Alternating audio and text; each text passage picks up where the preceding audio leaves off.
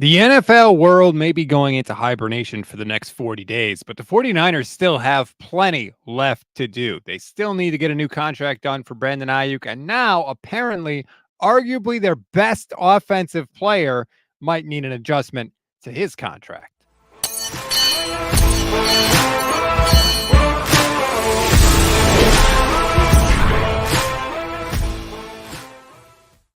What is good, everybody? Welcome to Under Review on the Gold Standard Podcast Network, part of the Fans First Podcast Network. I'm Rob Stats Guerrero. Vish Kumaran's going to hop in shortly. He'll join me for tonight's show. This is Under Review.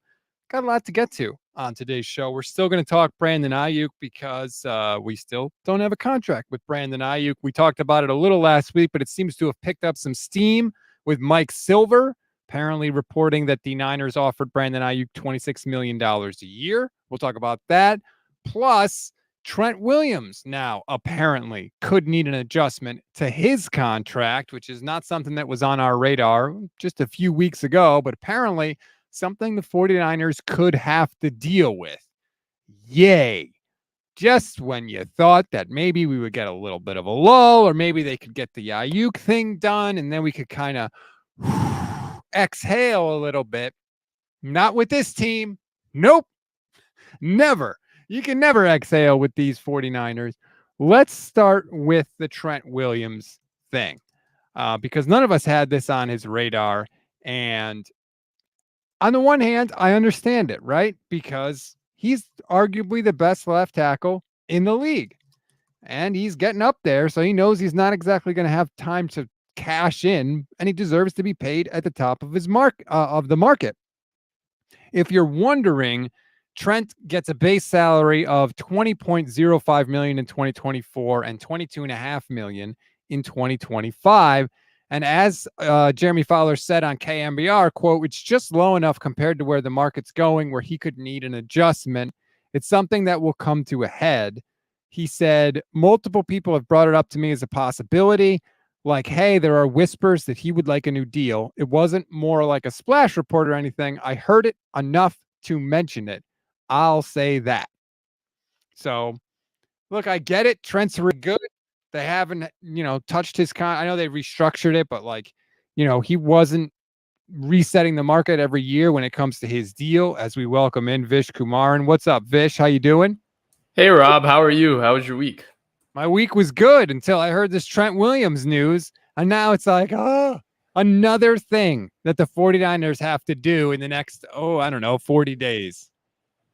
It makes sense, though, right? This is what happens when you're a football team that's made a lot of deep runs. A lot of guys' bodies feel quite tired, and all of a sudden they need to be incentivized a little bit more to make that walk one more time. Look at you, frat time. And I think that that's quite normal for a really good team. And I think that when you're a guy like Trent Williams, he's in a little bit of an Aaron Donald juncture in his career where I don't know what really motivates him other than the fact that he hasn't won a Super Bowl because he's accomplished everything he needs to create opportunity for him with his individual goals, right? He's gotten the contracts he wants. He's gotten the accolades he wants. He's going to the Hall of Fame. All of those things are coming. Not all the accolades. He said last year he wants to set the record for Pro Bowls by a tackle, which I believe Bruce Matthews has 14. So Trent said he wants to beat that. So that is one little thing that he hasn't done. Fair enough. And I think he could accomplish it, right? He is not slipping, even though he's reached quite a large age in his career, right? He's still playing very well. I think most people still consider him to be the best tackle in the sport, although a lot of people like Tristan Wirfs and Christian Darrisaw are catching up to him as he continues to age. And so I understand why he wants to be incentivized to be paid again, especially with all the tackle contracts that have come since he reached his agreement when he was a free agent 2 years ago. I have a theory, and I didn't tell you this when we talked earlier, but doesn't it sort of feel a little bit like the 49ers were like, all right, we made the run for it last year. Everybody put their personal stuff to the side. We made a run for it. We didn't get it. Now everybody knows Brock's got to be paid. That contract is coming. And so everybody's trying to get theirs before Brock's big deal comes after this season. Yeah, I think that's very much correct. But I also think Brock's big deal coming coincides with the end for a lot of these people. Trent Williams is older. Christian McCaffrey is older. George Kittle is older. Deebo Samuel is older. When Brock Purdy gets paid, there's going to be a new iteration of guys surrounding him. It's not going to be these guys. These guys have had their quota as that core. So I think they very much understand as well. It's not just the writing on the wall that there's going to be no money left over when Brock gets paid. It's going to be the fact that they also know they're going to be gone when Brock gets paid. I mean, Christian McCaffrey's a guy who's had back-to-back 700 touch seasons, 2 long playoff runs. He's going into his 27 years old, combined with the fact that he had 2 high usage seasons with the Carolina Panthers for a running back. We're at the point where we have to start looking at, hey, there is a point where Christian McCaffrey is going to proverbial jump off the cliff, fall off the cliff. That's going to happen to him, and it's coming very soon. Kittle, he's getting hurt every single year. He's getting hurt every offseason. This is a guy that, again, a lot of long playoff runs, a lot of long seasons, a lot of wear and tear on his body. So yeah, I don't know that Warner is a guy that I look at as necessarily going to be replaced or moved around much in terms of money either this year, but maybe. Yeah, Gerald Roper says Warner's going to want a piece next. Diego Figueroa, YouTube channel member. Shout out to all our YouTube channel members. Diego says, didn't expect that from Trent. Does that show commitment? I think he knows, like, I'm still really good. The opportunity for me to get more money could be lessening as we go forward here. So I think he's, I mean, and again, this isn't like a contract demand, right? Like Jeremy Fowler went on KMBR and said, like, he's heard it from people. Trent's not the top of the mark. It's not like, he wasn't like a splash report or anything like that. So we'll see how urgent it is. Is Trent Williams' thing that he wants to do like what Christian McCaffrey did, which is raise his average annual per year over the next couple years? Because right now he's third, right? Laramie Tunsil, I think, makes the most for all offensive tackles at $25 million. And I think Trent Williams is either at 23 or 22. I don't know off the top of my head, but you know what will be interesting, Vish, is Trent Williams going to be another guy that gets paid before Brandon Aiyuk, right? They got Trent under contract. I mean, this isn't even like a report or anything. He's been to mandatory minicamp. I think he missed the first day of OTAs, I think, or maybe that was mandatory minicamp, but he had an excuse because his daughter was graduating. But my point is, like, he has not expressed any discontent at any step of the way. But I mean, can you imagine if the 49ers adjust Trent Williams' contract and Brandon Aiyuk is like, are you serious? This wasn't even a thing until 2 days ago. I think that's likely, right? Because I think with Brandon Aiyuk, it feels like the Niners have put their offer out there and now they're just waiting until Brandon Aiyuk eventually just has to accept it. And they're kind of just waiting on that to me. With Trent Williams, I think they will want Trent Williams back. This team is screwed if Trent Williams doesn't come back. They don't have a replacement for Trent Williams. There's no Ricky Pearsall drafted at 31 for Trent Williams, let alone the fact the drop-off from Trent Williams to the average tackle in this offense is so big. The left tackle is so huge for this offense. Look at the history. Mike Shanahan in Denver traded for Gary Zimmerman to win the Super Bowl. Then they drafted Trent Williams immediately in Washington. Kyle Shanahan had Joe Thomas in Cleveland. He had Dwayne Brown, who they drafted in Houston. He had Jake Matthews, who they drafted in Atlanta, came here. Joe Staley, then Trent Williams. They need a premier left tackle for this offense. They've always ran it with the premier left tackle. And they traded for Trent Williams. Like, there was no gap. It was Joe Staley, Super Bowl, he retires, boom. They immediately trade for Trent Williams. It wasn't like, we'll wait around for a year. Like, they went out and addressed it immediately. Miguel Ramirez says, either or during the Shanahan era, Vish, which would you have? Full access to every roster move, addition or cut, or full access to contract negotiations? Like full access to just observe it? I think, yeah, like hear the behind the scenes, like, should we sign this guy? Should we sign that guy? Or behind the scenes in the contract talks? Roster moves for sure. I don't care at all about other people negotiating about their money. All I'm going to feel is jealous that I'm not getting a penny of it. most of the contract talks are probably boring, to be honest with you. It's probably like, well, we're going to amortize this over so many years, and your eyes probably glaze over. Whereas the signing stuff, the roster move stuff, I feel like there's a lot of meat on that bone. Oh, 100%, especially because we're told that they operate with full transparency, but they're also the team that never leaks. Funny how they get to be both of those things. So do you see Trent getting more money before Aiyuk? Yeah, 100%. 100%. If I see, the thing is, I don't know how big of a deal this is to Trent Williams, right? With the Christian McCaffrey one, you and I weren't doing shows, but we talked on the phone during it. And our thing was, well, he hasn't shown up. And to a lot of people, that was, he's just working on his wedding. But to us, I mean, when the way they talk about him, the psycho that he is about football, I think he would have shown up even with his wedding if the contract was good and dandy. And I think he will show up for every single thing and take every single rep from here on out because that contract is taken care of. I don't know if that's the case with Trent Williams, but if it is, I think they'll make sure to make him happy. I think with Brandon Aiyuk, they don't feel like they need to negotiate anymore because what they're offering Brandon Aiyuk, right? Like Brandon Ayuk's people, his personal wide receivers coach, TJ Houshmandzadeh, we talked about it last week. Mm-hmm. He's not even looking for the biggest deal in the market. He said, give Brandon Aiyuk the Amon-Ra St. Brown deal and he's signed it tomorrow. That's what he's negotiating for in the media, which means that he's probably willing to take even a little bit less than that. If that's what they're asking for in the media, that's probably the max of what they're asking for, right?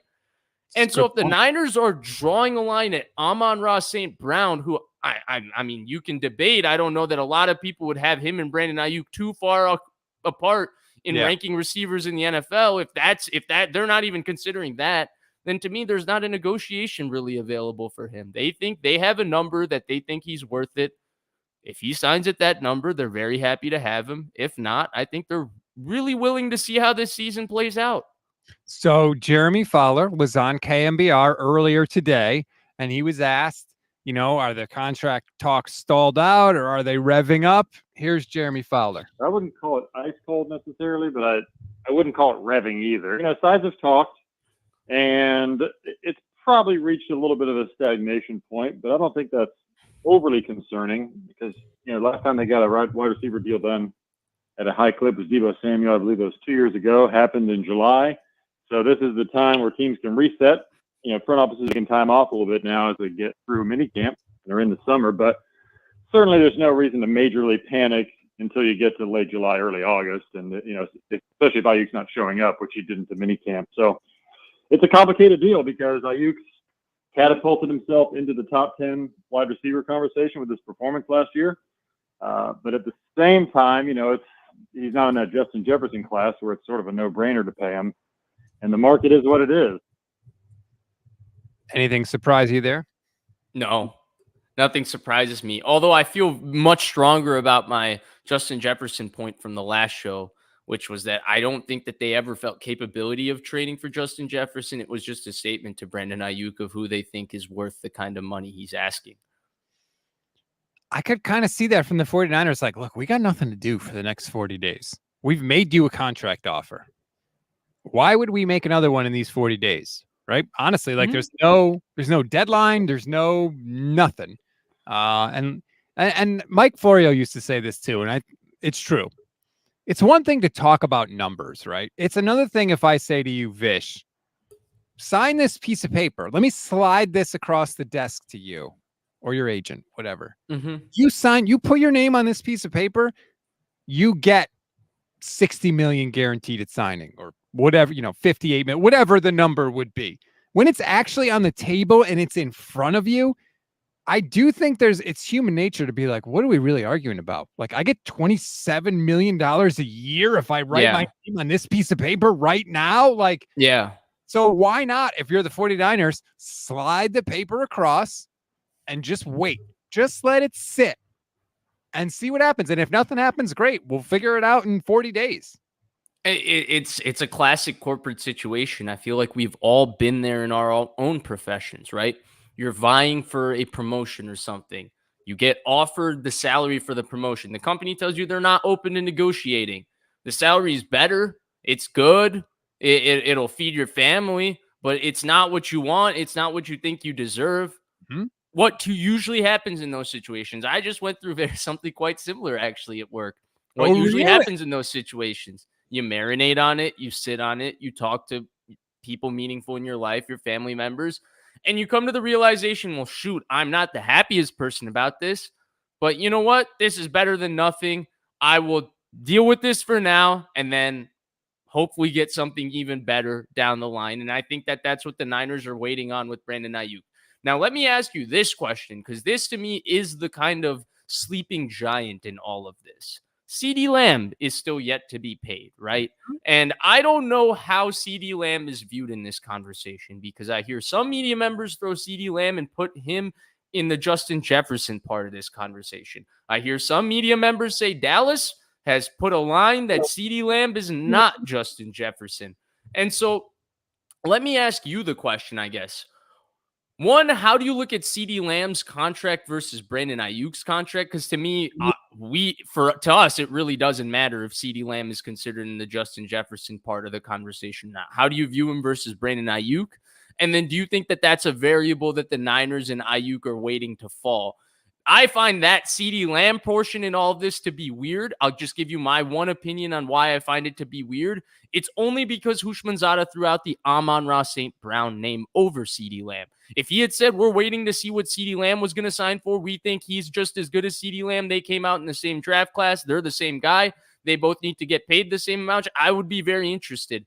To me, I view Lamb as maybe a hair better than Amon-Ra St. Brown. I think Lamb is going to want to get paid more than Amon-Ra St. Brown, and how I view this situation optically. And so therefore, how do you view this? Aiyuk versus Lamb?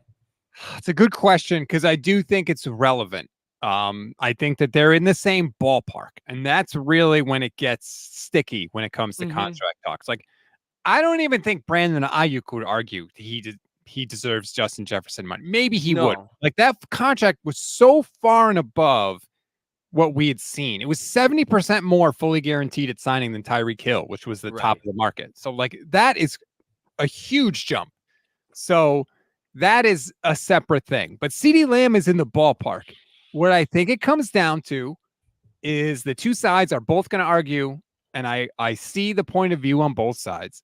Aiyuk's going to say, if you give me at least 111 targets a year like CeeDee Lamb has gotten in his career, including 181 last year, I would put up those numbers too, no problem. And he may be right. But the problem is the 49ers may say, well, guess what? We don't give you those kind of targets. So why are we going to pay for that kind of production when this offense doesn't function like that? So we're not going to pay you like that. That's the trouble with CeeDee Lamb. Both sides, I think, can argue based on logic and fact. And yet, I don't know how you budge off of that, because both sides are kind of right. Yeah, I think that that's a fair way to look at it. Do you think that who do you think's deal would get done first, Aiyuk or Lamb? The Cowboys seem to be in no hurry to sign anybody. I mean, Dak, that's how they've done it too, right? They let Zeke ride late, they let Dak ride late. Micah wants a new deal. Micah ride late. So they're just chilling. So I don't know, but maybe the 49ers look at it as, hey, we'll give you 26 a year, like Mike Silver has said. And maybe if something happens with CeeDee Lamb, we'll think about adjusting it. But until there's movement on that side, we have no reason to do anything else. We have an offer on the table. It's in the ballpark-ish. And so we're doing nothing until something in the market changes that forces us to change. So I disagree on how the 49ers are looking at it, actually. I think we're on the same page in terms of how Aiyuk is looking at it himself versus Lamb and on all of that. In terms of how the 49ers are looking at it, I don't think they're looking at any other receiver in the market anymore. I think they're just saying, this is what we want to pay you. This is what we think a non-Justin Jefferson number one wide receiver is worth it. We're in a good spot. You take this, we're good with you. You don't, sorry. We have you for one more year and we'll figure it out, because we're not even 100% sure you're a part of our long-term plans because our quarterback is, and that's who we're going to end up paying. And we know we're going to pay him. and we think we'll be okay as long as we pay him. And if we have somebody else at receiver, I think that's how they're looking at it with Brandon Aiyuk. And it's a really weird thing to say aloud because I don't think their fan base looks at Brandon Aiyuk and looks at the Brandon Aiyuk contract situation like that at all. But to me, the Niners feel a little nonchalant. This feels Jeremy Fowler made the Deebo Samuel comparison, right? Mm-hmm. I felt like in the Deebo Samuel deal, they did care because Tory Dandy was Deebo Samuel's agent, AJ Brown's agent, DK Metcalf's agent, Terry McLaurin's agent. I felt like all of those deals, when all of them went down, other than the AJ Brown deal, Metcalf, McLaurin, and Samuel were pretty much the same deal. Yep. Wrapped up in a different bow, right? It was almost the same deal for all three of them. I feel like that did matter to them. All of those guys were second-round picks, except for McLaurin, who was a third-round pick from the same draft. I think that did matter to them. To me, with Aiyuk, I don't think they care what T. Higgins gets. I don't think they care what Amon-Ra gets. I don't think they could give a damn what CeeDee Lamb gets, and they certainly don't give a crap what Justin Jefferson gets. I think they have their offer. This is what they're going to pay a number one receiver, and guess what, Brandon Aiyuk? We're going to just wait on you and put the pressure on you because we know that you would rather have $26 million in your bank at the end of the day than play on your fifth-year option, and that's what we're banking on. And we also don't know, and then, by the way, that's a damn good assessment. Like, I could easily see the 49ers having that exact position. We also don't know Brandon Ayuk's willingness to go anywhere else. Maybe he likes San Francisco. Maybe he's like, hey, I love the team. I like the offense. I'm comfortable here, because I've been here for so long.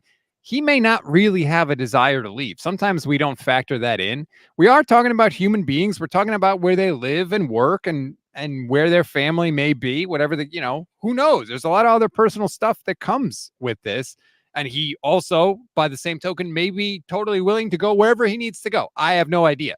I'm just saying those are all some of the factors that he's West Coast born and raised, and that's an important variable in all of this. Because I will say something, I don't know if it's true, but a rumor that I did hear from people on the 49ers during the Deebo Samuel thing was that Deebo Samuel didn't necessarily love being in California and paying California taxes. Now, I don't know if that's actually true, but that's what I was told at that time.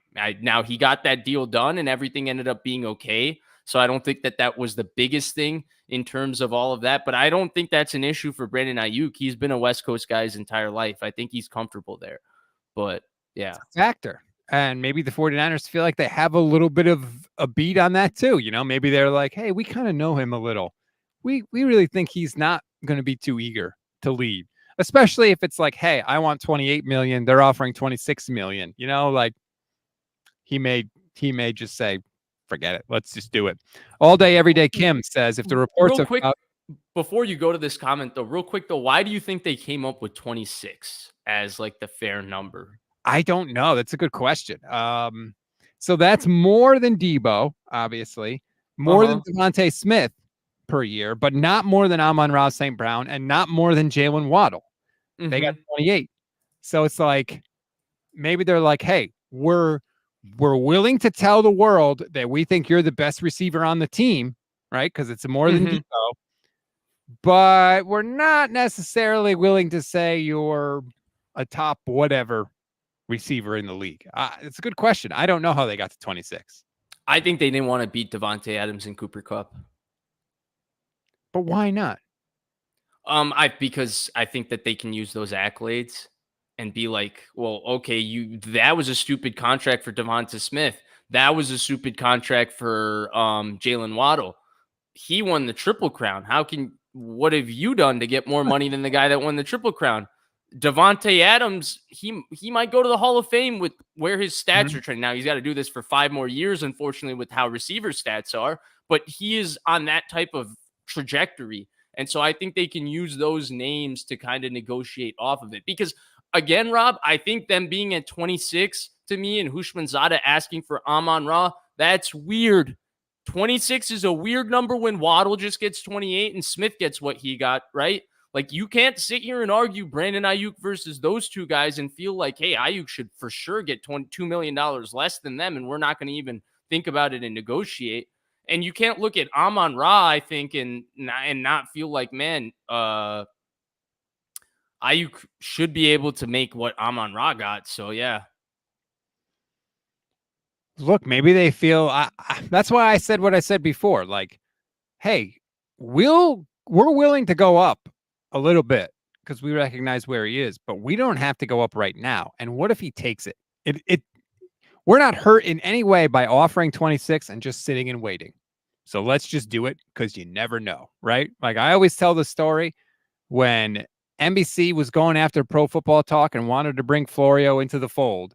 And he's told this story a bunch. He didn't want to do it, but his website kept crashing because so many people were visiting it during free agency. And NBC was offering to help fix it and get him back online. And he didn't want to do it, but he needed to be online and he knew he needed help. So he told NBC he wanted the most ridiculous deal he could think of so that they would say no. And then they said yes. And he was like, oh, shoot, now I have to do this. Maybe the 49ers are in the same boat, right? Like, hey, let's just throw out this deal that would be a bargain for us. It costs us nothing. We have plenty of time to offer another deal. If it comes to that, we're willing to do it. But if not, maybe he takes it. And then maybe we save a few bucks. Yeah, that's a fair way to look at it for sure.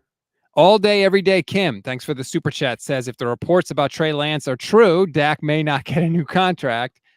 He is a training camp hero over there in Dallas, Vish. The reports are coming out. Oh, he's a master of the offense, McCarthy said. He's, Trey Lance, here we come.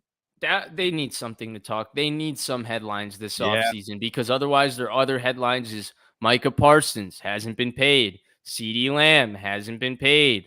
Dak Prescott hasn't been paid. This is just classic using Trey Lance for headline. They switched his number to 19 for Christ's sakes. They gave Zeke Elliott number 15 and they gave Trey Lance number 19. I don't think he's making this roster, man.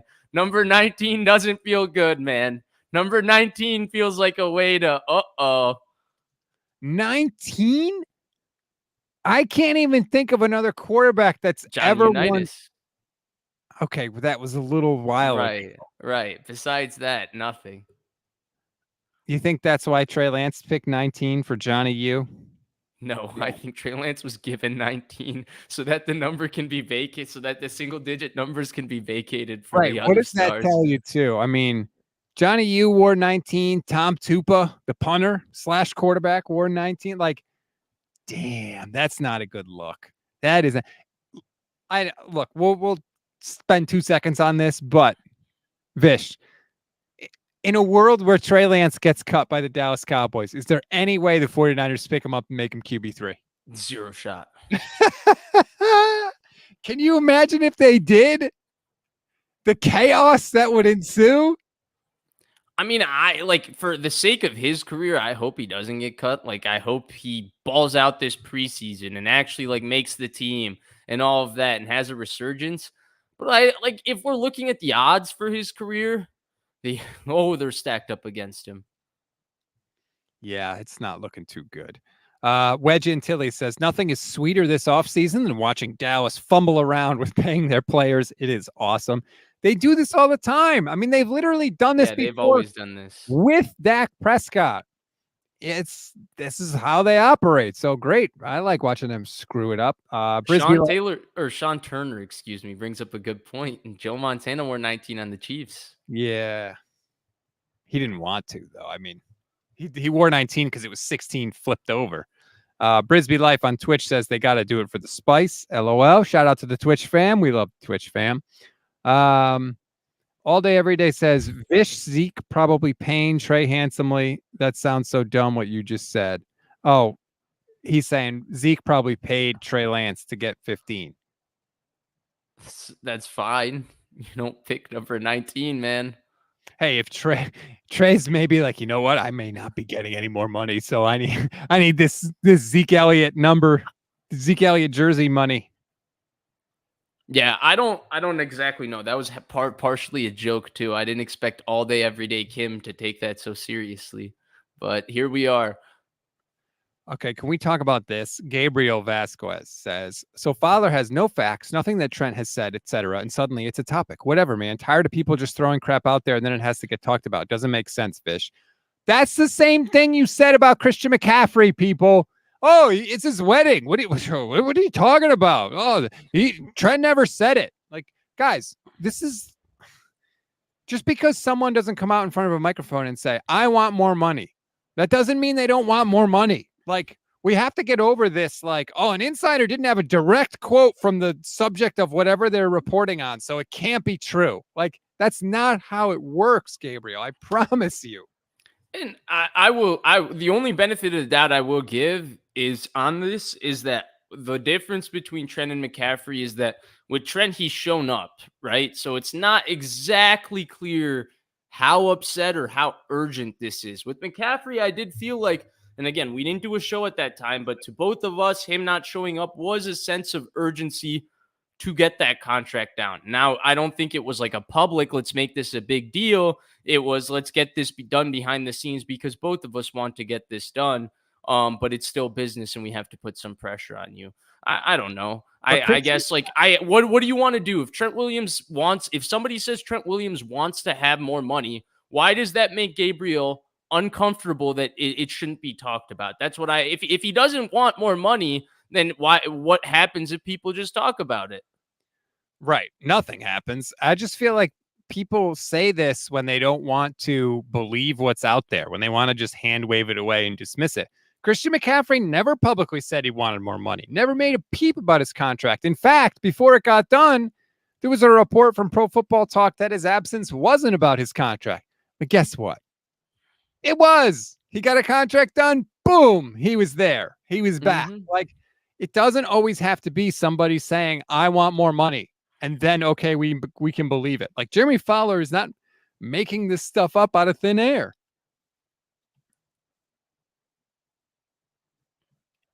Are you there, Fish? No, I'm reading some of these comments. They're just bizarre arguments to me. Like Fish and Chips is like, he was in New York City with Miss Universe and his contract was done quietly because he showed up to voluntary OTAs the moment his contract was done. Right. And he's always shown up to voluntary OT. Remember, who was it last year? The guy that Eric Branch, the guy that asked the 10-minute questions. Yeah. Every person that was on the podium last year, Eric Branch asked, so Christian McCaffrey was really going hard in OTAs. Was he setting the tone out there? Yeah. Because Christian McCaffrey is a psychopath, basically. And all of a sudden, he's not showing up for OTAs, which he's never done before in his career.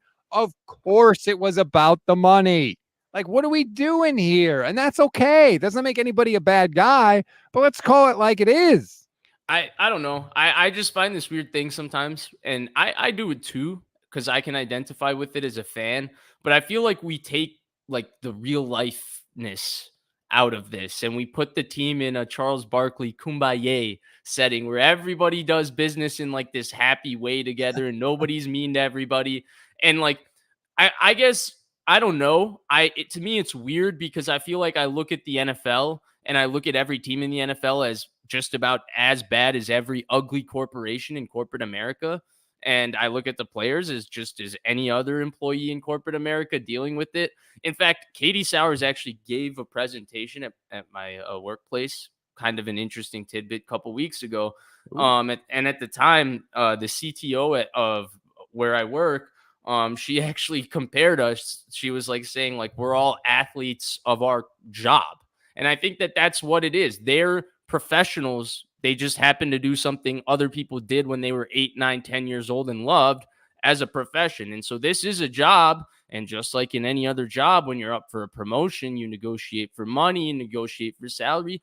They go about doing the same things. And I sometimes I feel like people think because they're such fans of the team, the team has to operate like as a hero and as the one good guy in 31 evil corporations in the NFL so that you can be a fan of them.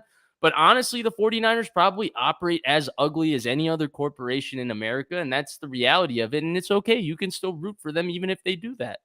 And you have to look at these individual teams as corporations, even though they're part of a larger industry. Like, they are all individual corporations, and corporations are going to do what's best for corporations. That's what they have always done. That's what they always will do. Fish, I just saw this. According to Aiyuk Daily, I didn't even know that was a thing. Brandon Aiyuk said, quote, I want to be a 49er beyond this season. Apparently he doesn't want to go anywhere. I didn't know Aiyuk Daily was a thing. What is Aiyuk Daily? I don't know. Click on Aiyuk Daily. Let's find out. Number one source for all things Brandon Aiyuk, but it has 28 followers on X, 9,000 followers on Instagram, apparently.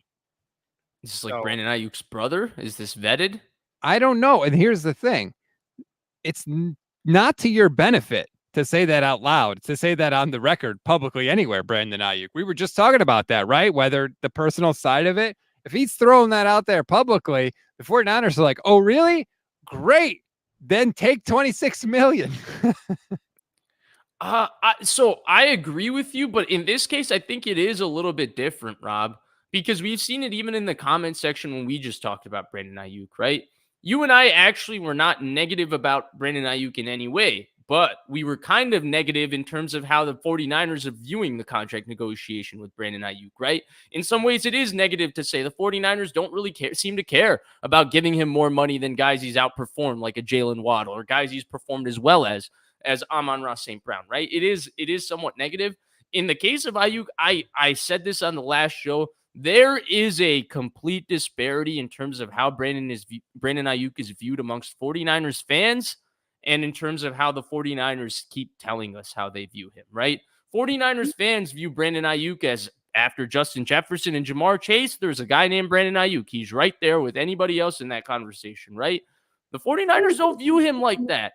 They've had plenty of opportunities to make Brandon Aiyuk the number one option on this offense, to show him that they're committed to him in that capacity, and they haven't done any of that, right up to the fact that they seem to be sitting on a $26 million offer and just sitting on their hands with him. It doesn't seem to be a lot of urgency, and there's been enough reporting from people connected with the team that they're okay. If the situation comes to that he has to play on the fifth-year option, they're okay with that situation. So given all of that, I do think that it behooves Brandon Aiyuk to play this marketing game, because the number one benefit for Brandon Aiyuk on his side is the fan base. The fan base thinks Brandon Aiyuk is a $30 million wide receiver. The fan base loves the player. They love his blocking. They love all of that. And so there is a capacity of the fan base will be really upset if Brandon Aiyuk is not getting signed or unhappy with this contract.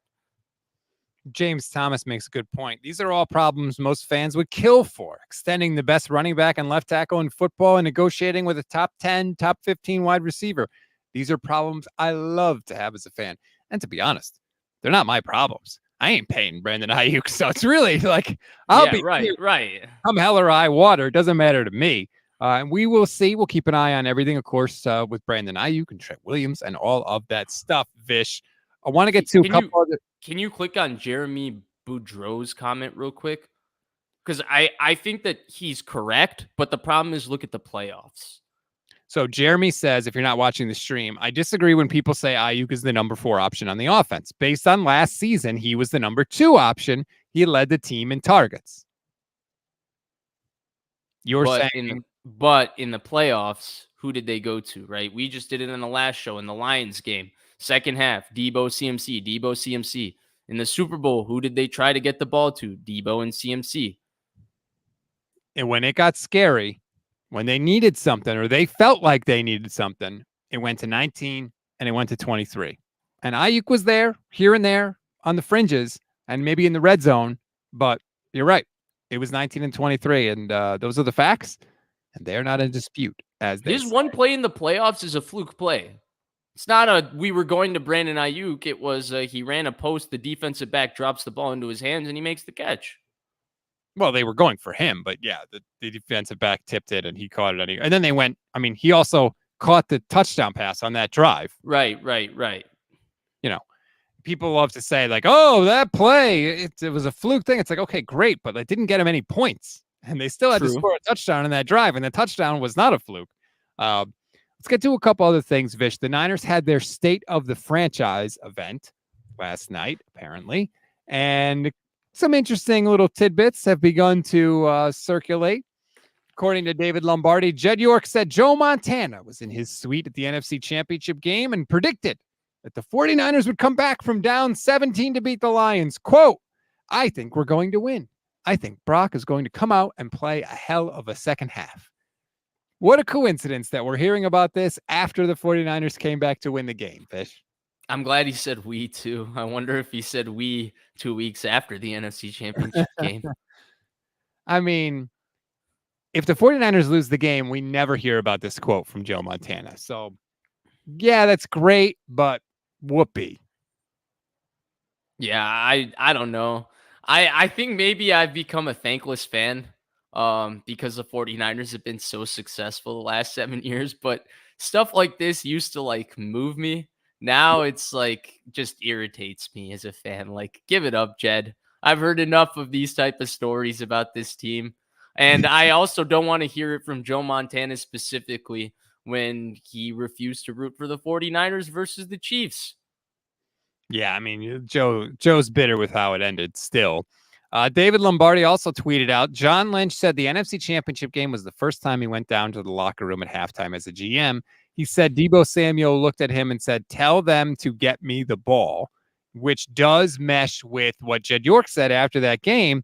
According to Jed, Deebo was in the locker room shaking because he wanted the ball so much. And okay, great. And they did target him, as we've talked about. But again, if they lose, do we ever hear about this? No. Maybe we hear about it from Deebo. I was telling them to get true. me the ball and they didn't get it to me and we lost. Well, it's like also Deebo, dude, targets are earned. Like, get open and you'll get the ball, you know? Like, it shouldn't be dependent on Kyle spoon feeding you all the time. I think they're trying to sell like how competitive Deebo is and all of that. I guess where they're going wrong maybe in doing it this way is I think fans have already been sold this narrative. Like, we've bought this about Deebo. We know what a competitor Deebo is. And I don't know that necessarily reiterating this is good PR for Deebo, because I think it's PR that everybody's already heard about him. It does seem a little weird that they're pumping up Deebo on a year where this could be his last year with the team. I mean, he himself acknowledged this could be the last year with the team. I did see Lombardi tweeted, for what it's worth, this is not the type of story a GM tells about a player he's itching to trade at the first possible opportunity. Deebo Samuel is an extremely valuable piece to the 49ers. So many takes on here miss that very basic point. No, David, we got it. It's not beyond our understanding as fans. Believe it or not, we have figured it out. We don't need your guidance here, David Lombardi. We know Deebo is valuable. We also know he has limitations, and we also know he's been banged up, and we also know he's expensive. Yeah, forget those two things. It's not that hard. It's not about how valuable Deebo is. They don't even want to pay Brandon Aiyuk $26 million. They're more than $26 million, right? There's a salary cap in this sport, as David loves to remind everybody. And when you look at the long-term books of the 49ers, someone has to come off of them. And yes, if we're going to pick which one of these guys are going to go, yeah, we're probably going to pick the most injured guy who's been performing the least, who makes the most money. We're going to pick that guy. So it doesn't take rocket science to say, hey, this is a team that's going to look to move off of Deebo Samuel at some point in the next year, not this year, some point in the next year. It's not about anything against how valuable Deebo is. It's the NFL is a business, and sometimes there are certain business decisions that are prudent. And then the funniest part to me in all of this is Deebo himself acknowledged that there were trade conversations that had to have been had during draft time, which means that he and the 49ers were clearly having conversation, maybe not trying to trade him, but they were all open to the idea that this was a possibility. James Thomas says, after all this is over, we're going to miss Deebo. Dude just takes over games single-handedly and won us some big games. Sometimes he does. I agree. And sometimes he's a ghost out there. So to me, that kind of equals out, to be honest with you. I mean, hell yeah, they're going to miss Deebo. Deebo's a great player.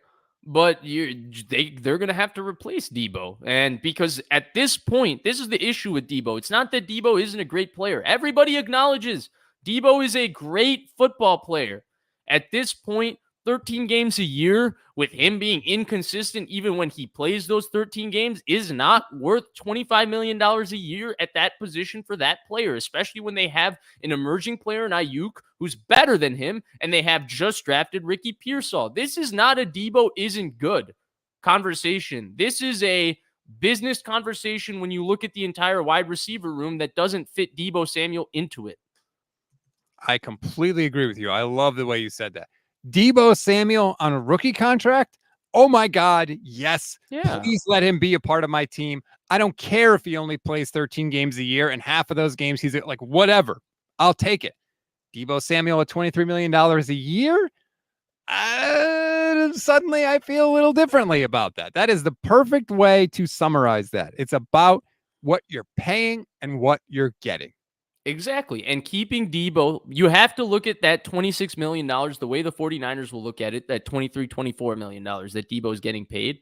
The way the 49ers will look at it is not that they're going to miss Deebo, it's that they can allocate that to get something more than what they're getting out of Deebo right now, especially given that they have depth at the receiver position. This isn't just like I hate how the conversation gets turned binary, but I think people turn it binary because it's very easy to make a viral tweet and a viral point about this.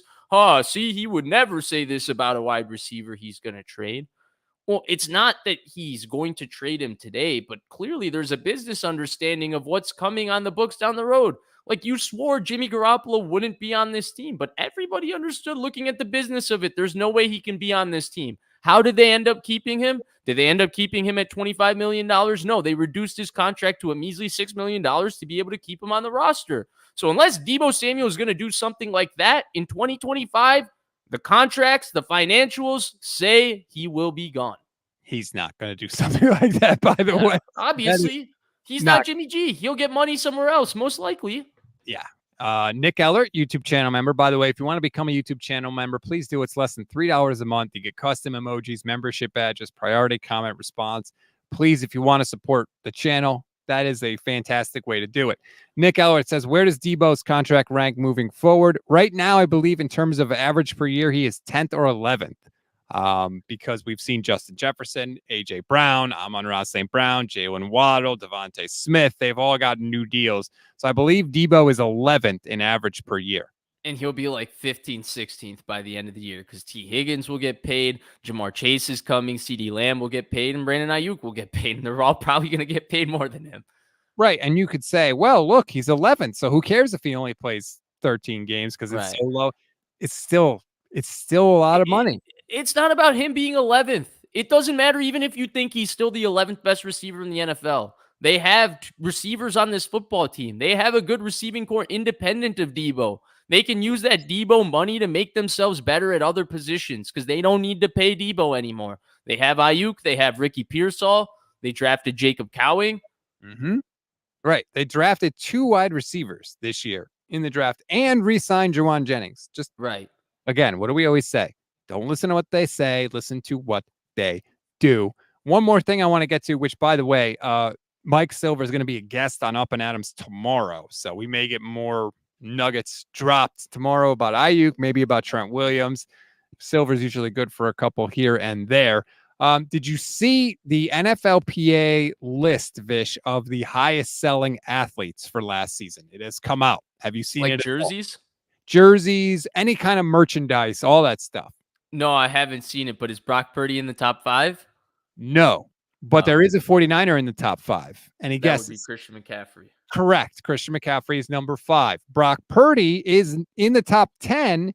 He is number 8 on the list. Then you have George Kittle at 16, Nick Bosa at 23, Deebo Samuel at 26, and Fred Warner at 40 on the list. That's a lot of 49ers in the top 50.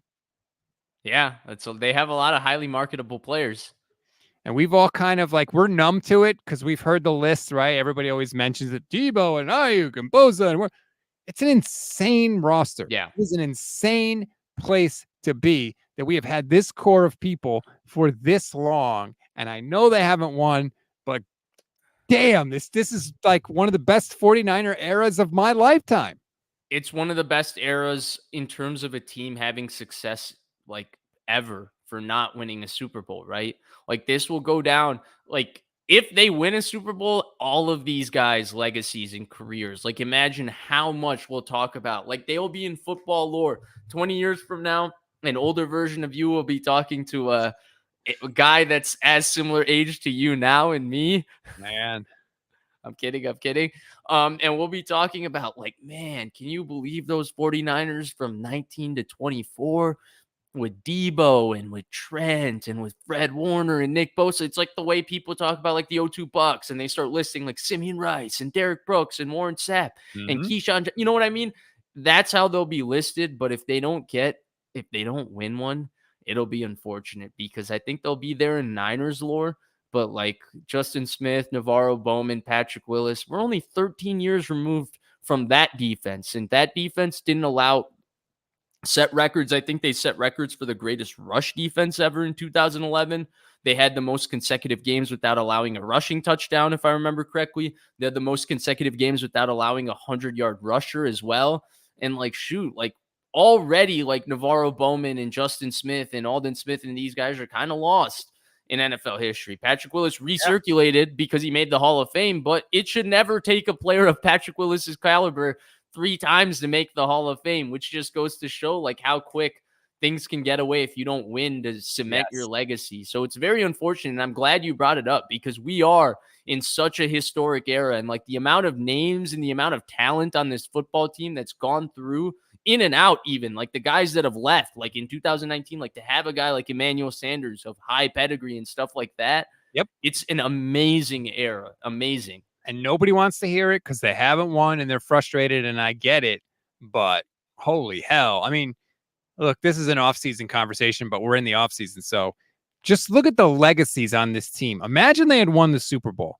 Trent Williams with a ring. I mean, Trent's making the Hall of Fame ever. That's the greatest left tackle ever. With the ring, people would be talking about him like that. Yeah. Fred Warner probably gets into the Hall of Fame if he has at least one championship on his roster. Nick Bosa is certainly headed there with a championship under his belt. George Kittle's Hall of Fame case looks a hell of a lot better. Yeah. As a Super Bowl and another. And all of a sudden his playoff contribution goes to, instead of saying, hey, he didn't have great playoff stats, it's he doesn't have great playoff stats, but he was a winning football player. He contributed to winning. He blocked, right? Like nobody will actually know what happened in those playoff games for Kittle, but all of a sudden the narrative surrounding them will be that this is just a winning football player. Because that's what happens, right? When one guy wins, 53 guys turn into quote-unquote winners. Charvarius Ward would have 2 Super Bowl rings, which for, a number 1 corner would be damn good. Like the legacies on this team and where this team would be viewed historically would be miles away from where they are right now. And it sucks that they're not there because they deserve all that credit because they are that good. Like the players are still the same players, just that one game. I couldn't help but think, Vish, I was following the NBA Finals because I was on the air for ESPN Radio. We were talking about the NBA Finals, and I thought about Game 1 of the Finals and how the Celtics just came out and just kicked the hell out of the Mavericks. Kristaps Porzingis could not be stopped. He was like Kareem Abdul-Jabbar out there, right? And they buried a bunch of threes, and the game just got away from Dallas. And it's like, in the NBA, it's like, oh, well, the game got away from us. We still have 6 more in the series. Like in the NFL, it's just not, it's just so, if that was the NFL, that's it. Dallas's championships hopes would be over, even though they're a much better team than what they showed. It's just the luck part of this in the NFL is so much bigger than any other sport. Well, this is the NBA's version of Mahomes. He's now down 10 in the Super Bowl. To the NFL, to the NBA's version of the 49ers, right? Like the super stacked team that we question if their superstar is good enough to be the best player on a championship team, which is the question of the 49ers quarterback, kind of, right? The Jason Tatum question. Yep. Tatum's having a Jimmy Garoppolo-esque start to the finals, even though they're up, quote unquote, 2-0. So we'll see what happens with Luka Doncic. I don't think that he's going to come back, but I like that you drew that parallel. Because I did feel like in a lot of ways watching this final play out at the beginning, seeing like Doncic versus the overwhelming talent of the Celtics, it's kind of been like the Mahomes versus the 49ers matchup. Like the 49ers have had this overwhelming talent. And at the beginning of both the Super Bowls versus Mahomes, we have felt like, wow, they're just a better team top to bottom. They're more talented. They're more stacked in more areas. And it's not like the Chiefs or the Mavs aren't talented around their star player. This is just a different level of names. And I'm glad you brought that up about their legacy because it is going to be something. It'll be lore to start listing that Deebo Samuel, Brandon Aiyuk, George Kittle, Trent Williams, Christian McCaffrey, Fred Warner, Nick Bosa all played together. Yeah, at the same time. And think about, I mean, even if you go back to the 2012 team, Justin Smith with the Super Bowl rings probably making a Hall of Fame. Would you agree? I think his career is talked about very differently because all of a sudden, like, the things about his career that aren't spoken for, the Super Bowl ring will almost speak for. And then you start to look at his career. Oh, he was the 4th overall pick from Missouri. Oh, he was really good for 8 years in Cincinnati. And then he put on 15 pounds and went and played as a 5 technique in a 3-4 and was even better for 5 years. Oh, he should have won the defensive player in 2011, but because Terrell Suggs gives really good sound effects speeches from time to time, we had to give it to him. No, I'm kidding, but you know what I mean. So I do agree with you. It's weird how it makes your career look different, but yeah, I also think that they got screwed out of a lot of awards individually as a football team. Like Justin Smith got screwed out of the 2011 Defensive Player of the Year, and Bowman got screwed out of the 2013 Defensive Player of the Year. That one was the most brutal to me. Bowman, I mean, I'll never forget him on the goal line with the ball in his hands in Seattle with his knee completely and utterly destroyed. Yet he hangs on to the football, and they don't even give him credit for the fumble recovery. They gave Seattle the ball back. Yeah. And they stop him on the 4th and goal and all of that because I think they fumbled the exchange or something. Yep. Yeah.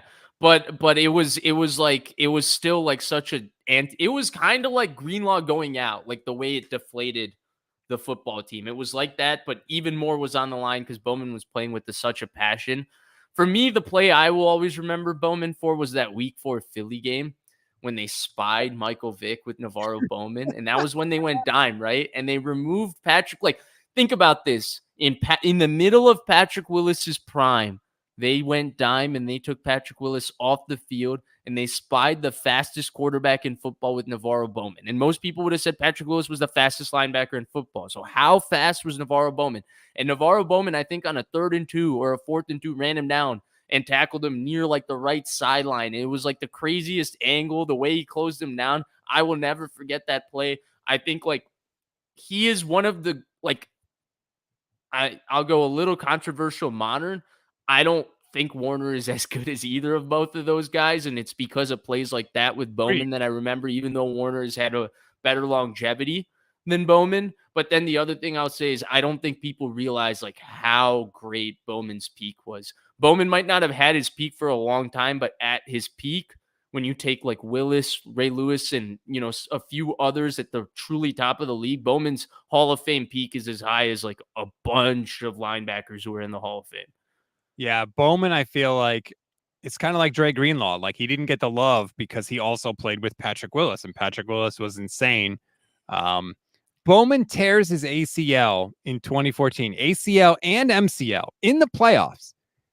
2015, he comes back. He plays 16 games, and he leads the league with 154 combined tackles. To be fair, that year, it was a little bit of Chris Borland tackling in the sense that like he had lost a step, but you're right. It's still mighty impressive that he walked back on a terrible football team and still made a bunch of tackles. And he was excellent in coverage. I'll never forget the Week 4 game in 2013 after the Aldon Smith is caught at like 8 a.m. running into a tree, drunk driving. Then Jim Harbaugh controversially plays him in the home game versus Indianapolis, and they get destroyed by the Indianapolis team that had recently traded for Trent Richardson. And things were looking bleak, a bunch of injuries. I think that was the beginning of the Willis toe and hamstring injuries that kind of ended his career. Mm-hmm. And they go to I think this might have been 13 or 14, but they played the Rams. It was 13. It was 13. And versus the Rams, Kaepernick, I think, had a touchdown to Anquan Bolden in that game. But they blitzed Navarro Bowman basically in that game, unlike Fangio has never blitzed Navarro Bowman like that. And I think Bowman had 2 sacks and like dominated the game. It was one of the best performances I've ever seen from a middle linebacker. It was versus the Rams, unfortunately, in St. Louis versus Jeff Fisher. But that was like a great game. And to the Niners, that was such a meaningful game at that point in the season because the Rams always played them tough. They were always chippy with Jeff Fisher, and the season was teetering because they were 1-2, and Aldon Smith had gone to rehab, and Patrick Willis was hurt, and a bunch of things were going wrong. Here's Navarro Bowman. Comes into the league in 2010, plays 16 games, but only starts 1. 2011, he's 23 years old. Spikes. Right. 2011, he's 23 years old. He finishes 6th in the Defensive Player of the Year voting, first team All-Pro. 2012, first team All-Pro. 2013, first team All-Pro. Destroys his knee, comes back in 2015, first team All-Pro. Yeah, special. And the 2010 thing, 2 things. One, about him being drafted, greatest move of Trent Baalke's career. He wanted to pick Navarro Bowman. They traded down 10 picks in the 3rd round and then picked Navarro Bowman. They could have stayed put and picked him. They picked up an extra pick and then picked up Navarro Bowman. And then Singletary wouldn't play him his rookie year, I remember, because they had Takeo Spikes. I think he played the last game of his rookie year, 2010, or the last game in 2010. I think he played. Maybe the Jim Tom Sula game. Well, he played in every game. He only started one game. The last game, I think. Or the second to last. He started one of the games at the end of the year, and he played very well as a starter. That's why they knew he was going to be the starter the next year. Because if you remember, he didn't compete. Like in the lockout year, whatever, he was the starting linebacker next to Patrick Willis. Takeo Spikes was gone. He was going to be the linebacker. So if I remember, he played very well in the game he started to be able to secure that spot going into the next year. And then from there, he didn't look back at all. Was one of the greatest players at the linebacker position that will probably be forgotten for how great he was. If you stack up the 49ers linebackers against any team, they look pretty damn good. You've got Willis, you've got Bowman, you've got Warner, you've got Greenlaw. Even Borland in that 1 year played well. Like, damn, man. If you want to go back to the Ken Norton Jr. days or the Bill Romanowski days, like they got some linebackers. Yeah, they've had them.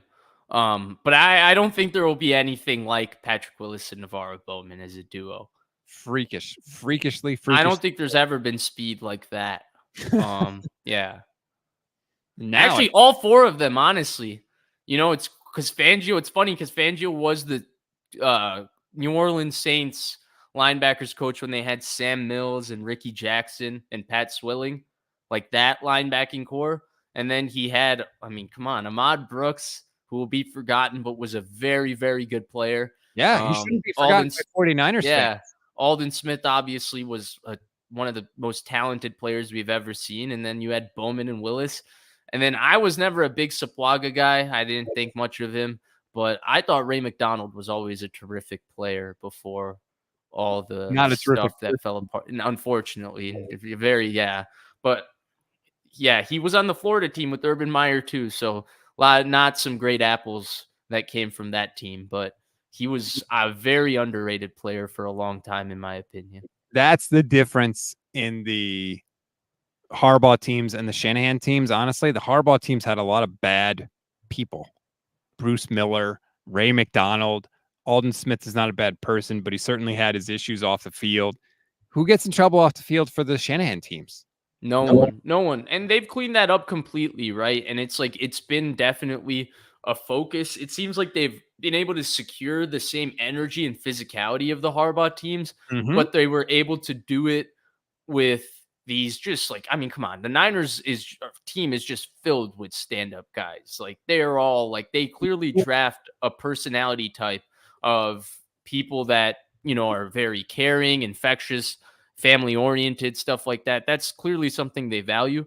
I thought the difference you were going to bring up in the Niners teams then versus now is that they had guys like Ray McDonald who started 5-6 years, and he wasn't regarded at top of the league, but he was this very good starter who started 5 years for them through an era. I do feel like this Niners team, unfortunately, they're like players that have kind of been like that have all kind of gotten hurt or moved on over the course of the year. They've done a better job of filling in. So they've had a Ray McDonald like for a couple NFC championship runs, and then a different Ray McDonald like for a couple championship runs, right? Like they did one with Omenahue, but then they did one with Arden Key, but then they also did one with D Ford. You know what I mean? Not that D Ford is one of them, but like they've done it with different guys in that sense. But I don't know that they've had like a long-term core of starters the way that Harbaugh iteration did.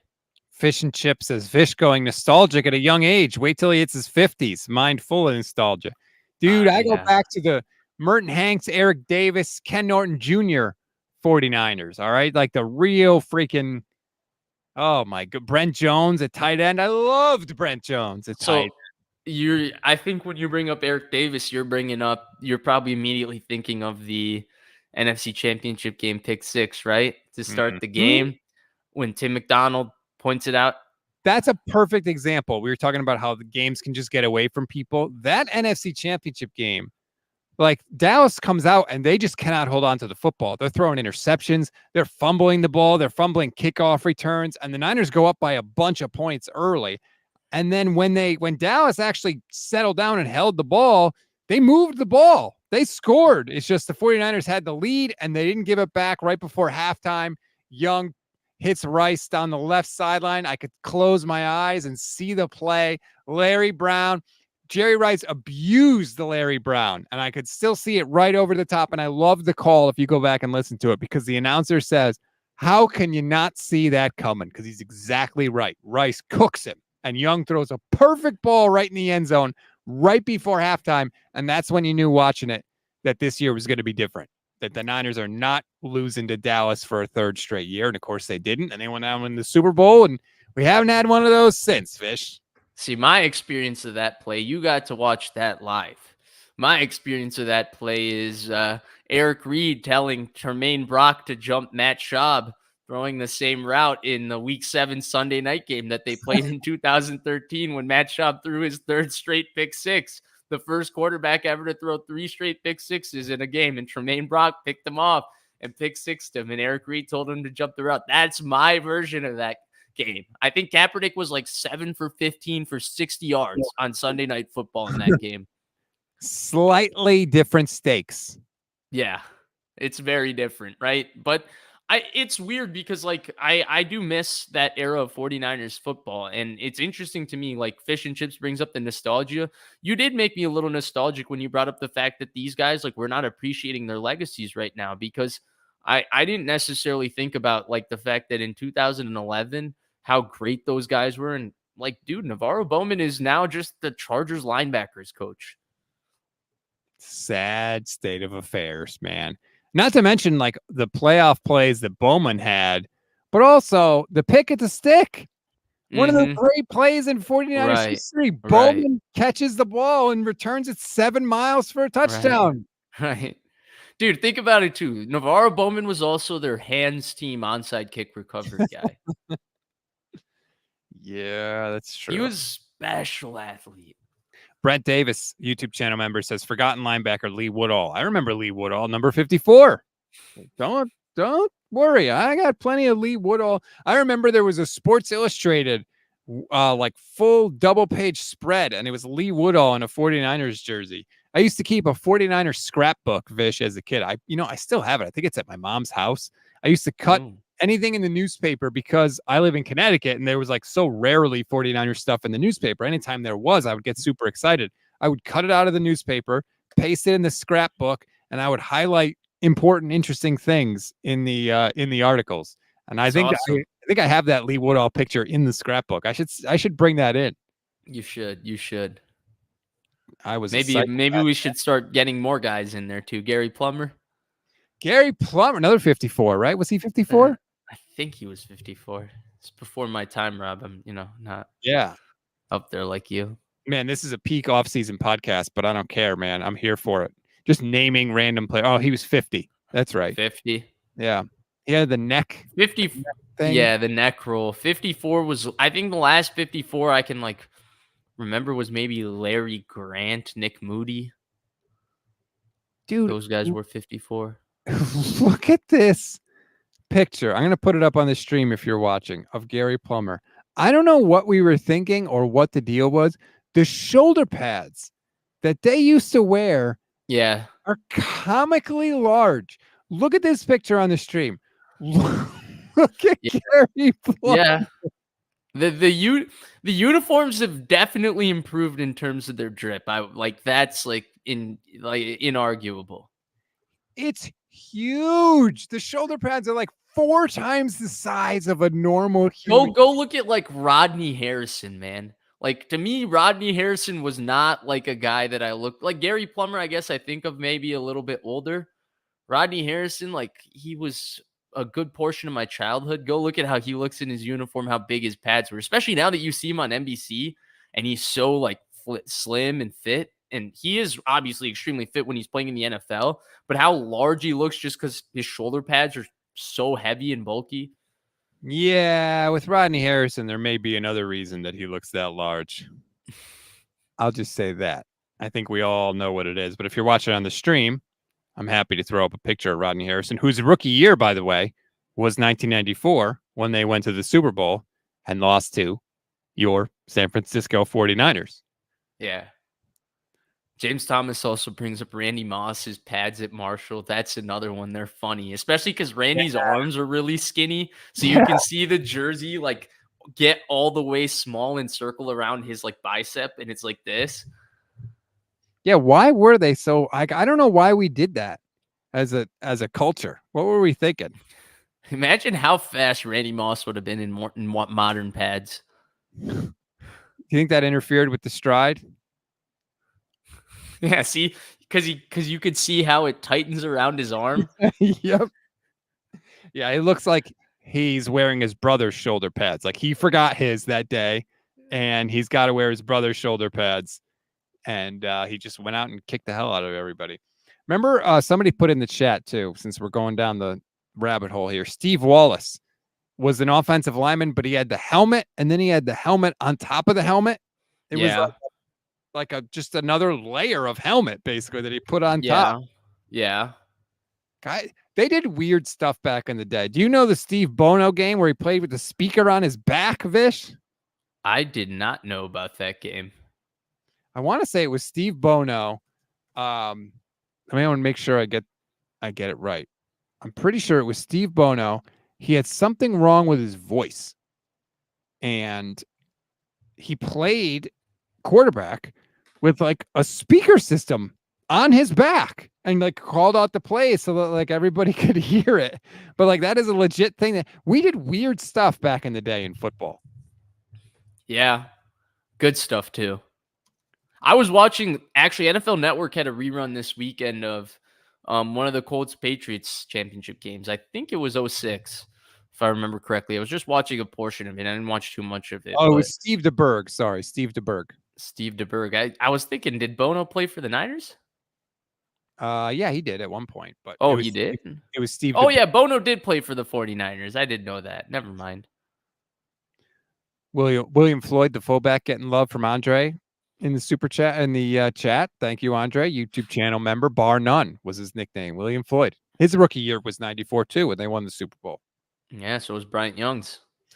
All right. I think that's enough of a look down memory lane. Hopefully we'll be talking about this year's team as a Super Bowl team 15, 20 years from now, or 30 years, since it's now been 30 years since the 49ers have won a Super Bowl. Yeah. Brisbee Life says Montana, Young, and Bono. How could I forget that? The greatest depth chart of all time. Yeah, that's funny. Love you, Sam. I will say though, the one thing is, like you said with this team, that's really what it comes down to. It's not the nostalgia about the previous teams. It's that we are in this amazing run of 49ers football, and sometimes getting lost in why they haven't won the Super Bowl, which has obviously been frustrating for all of us as fans in the last 5 years. I don't think we're fully realizing like how great this team truly is and how impressive this run has been. Yeah. And I think it'll be somewhat sad if, this run doesn't get culminated in a Super Bowl victory, because a lot of these players' legacies will get lost over history. And that's why we just talked about a lot of legacies that did get lost because the team didn't win the Super Bowl. When I was a kid growing up, in the 90s, it was the 49ers have won 10 games every year. They win 10 games, book it. It's so amazing. Now, they did win the Super Bowl in 94, so that changes it. But that's sort of where we are this year right now with the Niners. Since 2019, they've won at least 10 games every year except one, and that one was the COVID year in 2020 when they were horribly injured. Other than that, like, they've won at least 10 games every year, and they've gone to the conference championship game when Right. they've gone to the playoffs. In 4 of the past 5 years, they've at least gone to the conference championship game. Right. We've never had to deal with a one and done in the playoffs. I think that's the bigger thing. Like, even in this era, from the Harbaugh teams to the Shanahan teams, they've always won at least one playoff game in every time they've made the playoffs. One and done's in the playoffs, man. Just ask them Cowboys fans how they feel. Oh, Nick Eller, good point. I believe that William Floyd was a first-round draft pick as a fullback. Can you believe that? I'm not too shocked by that. 28th overall, William Floyd. Football at that time. Dude, I don't know that any other fullback has been drafted in the first round. A fullback? Let me look at some people really quick who were drafted after William Floyd. Was Ron Dane drafted in the first round? Yes, but he was a running back. He was the all-time leading rusher in college. Was Ron Dane considered a running back when he was drafted? Yeah, I think he was. He was so big, even at Wisconsin. After William Floyd was drafted in the first round in 1994, Isaac Bruce went like 6 picks later. He's in the Hall of Fame. Kevin Mawai, he's in the Hall of Fame. Larry Allen, Hall of Fame. R.I.P. Former 49er, went after William Floyd in that draft. Like, holy hell. That we thought a 3rd-round kicker was bold. How about a 1st-round fullback? Can you imagine? Hey, I'll take that fullback over Isaac Bruce any day. Who needs Isaac Bruce? The Niners got Isaac Bruce late in his career, and they got Larry Allen great in his career. How good were those guys? Marshall Faulk is also in that draft, by the way, and now they have like the modern day version of Marshall Faulk on the team. Weird. All right, everybody. I'll leave you with this because you brought up Faulk. Okay. I think this is just an interesting point. This isn't me. Atlanta Niner on Twitter brought this up to me. He said that, I don't know this either, there's very similar relative athletic scores between Torrey Holt and Ricky Pearsall. And we know Shanahan compared his comparison for Brandon Aiyuk, and it was based on how he moves his hips and how fluid his hips are when he runs routes, was Isaac Bruce. We know that there's been some Brock Purdy, Kurt Warner parallels, right? From Kurt Warner himself, he's made comparisons between himself and Brock. And then there's the CMC Marshall Faulk in all of this.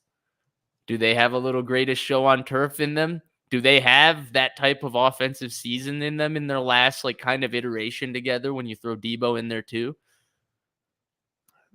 I mean, they would maybe like to think so. You don't seem convinced with that comparison. I thought it was something interesting. I'm not 100% sure about it. And Torrey Holt's one of those guys that I'm not that familiar with his career other than I know what his stats were and I know what like his accolades were. So I don't really know if there's any comparison between him and Ricky Pearsall. It was just a point someone made. So the 2000 Rams scored 540 points in a season, which for a long time was number one. Mm-hmm.